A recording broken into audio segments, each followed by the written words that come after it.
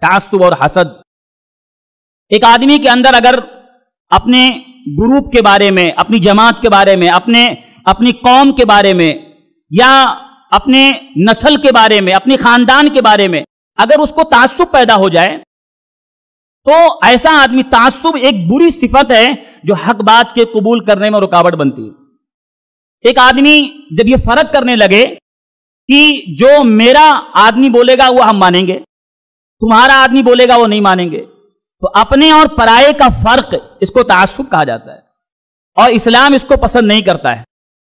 حق حق ہے، سچائی سچائی ہے، چاہے بولنے والا کوئی بھی ہو، لیکن تعصب جب آدمی کے اندر پایا جاتا ہے تو وہ آدمی حق بات کو نہیں مانتا ہے، یا بہت مشکل ہو جاتی ہے اس کے لیے حق بات کو قبول کرنے میں۔ تعصب ایک گندی چیز ہے، ایک گندی صفت ہے جو کسی کے اندر نہیں ہونا چاہیے، اور اس کے سامنے جب بھی حق آئے تو اس کو مان لے، یہ نہ دیکھے بولنے والا کون ہے۔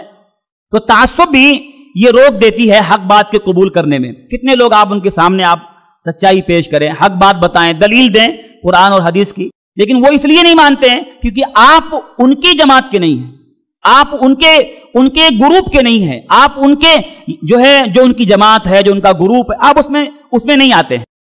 تو آدمی نہیں مانتا ہے اس لیے کہ وہ تعصب اس کے اندر ہے، تعصب نہیں ہونا چاہیے۔ اس لیے اللہ کے نبی صلی اللہ علیہ وسلم نے فرمایا، ابو داؤد کی روایت ہے، کہ جو شخص ناحق میں اپنی قوم کا سپورٹ کرتا ہے، وہ جانتا ہے غلط ہے، لیکن اس لیے سپورٹ کر رہا ہے کیونکہ یہ میری جماعت کے لوگ ہیں یا میرے گروپ، میرا خاندان، ناحق میں اپنی قوم کا سپورٹ کرتا ہے، اس آدمی کی مثال ایسے ہے جیسے اونٹ کھائی میں گر رہا ہے اور یہ اس کی دم پکڑ کے کھینچ رہا ہے۔ اتنا بڑا اونٹ کھائی میں گر رہا ہو، لٹکا ہو، اور ایک آدمی اس کی دم پکڑ کے کھینچ رہا ہو، بچا پائے گا اس کو؟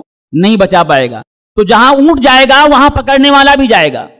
تو غلط میں یا ناحق میں اپنی قوم کا سپورٹ کرنے والا بھی انجام کے اعتبار سے کہاں جائے گا؟ کھائی میں جائے گا۔ تو یہ تعصب انسان کو حق بات سے قبول کرنے میں رکاوٹ بن جاتی ہے، ایسا نہیں ہونا چاہیے۔ یہی یہود کے اندر بھی تھی، یہود کے اندر بھی تعصب تھا۔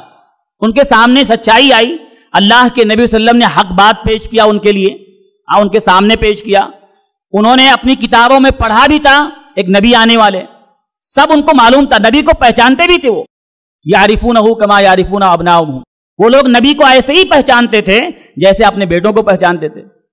پہچاننے کے باوجود نہیں مانا، کیوں نہیں مانا؟ تعصب تھا ان کے اندر، حسد تھا ان کے اندر، اور اللہ نے ان کے حسد کو کئی جگہوں پر ذکر کیا قرآن میں۔ تو یہ تعصب تھا جو ان کو روک دیا، نبی کو پہچاننے کے بعد بھی، حق پہچاننے کے بعد بھی انہوں نے انکار کر دیا، نہیں مانا۔ تو تعصب انسان کو حق بات سے روکتا ہے، ایسا نہیں ہونا چاہیے۔ ہمارے سامنے جب بھی حق آئے، بولنے والا کوئی بھی ہو، ایک بچہ بھی بول رہا ہے، اگر وہ حق بول رہا ہے، اس کے پاس دلیل ہے قرآن کی اور حدیث کی، ہم کو اسے ماننا چاہیے۔ یہ نہیں دیکھنا چاہیے کس کا ہے، کدھر کا ہے، چھوٹا بچہ ہے، کس جماعت کا، کچھ نہیں، حق حق ہے، بولنے والا کوئی بھی ہو۔ تو تعصب بھی یہ انسان کو روک دیتا ہے، اس لیے جو ہے ایسا نہیں ہونا چاہیے ہمارے اندر۔